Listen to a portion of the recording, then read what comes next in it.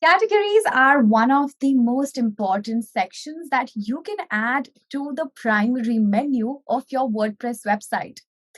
For an example, if I am a fitness influencer and the focus of my niche is nutrition, I would want there to be a nutrition category for the posts that I have created to be displayed on my front page on the primary menu.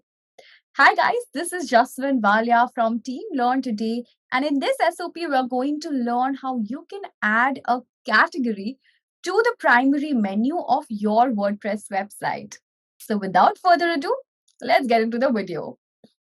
All right, so once you have logged into the dashboard of your WordPress website, since we're going to be editing our menu, we have to go to Appearance on our left sidebar and hit on the menus option that we find under Appearance. Great.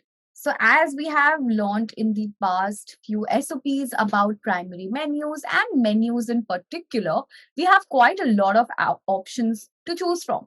For example, you can add pages, you can add posts, you can add custom links to your YouTube channel, to your Instagram page, to your Facebook page, and as we're going to discuss in this video, we're going to add categories, right? So you can add categories as well.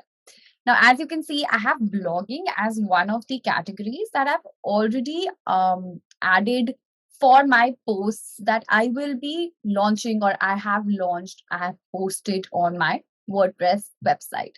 So I will just use blogging.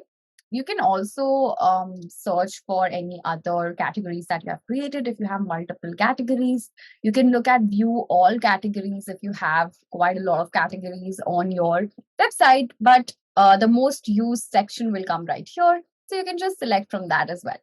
Now let's add this to our menu.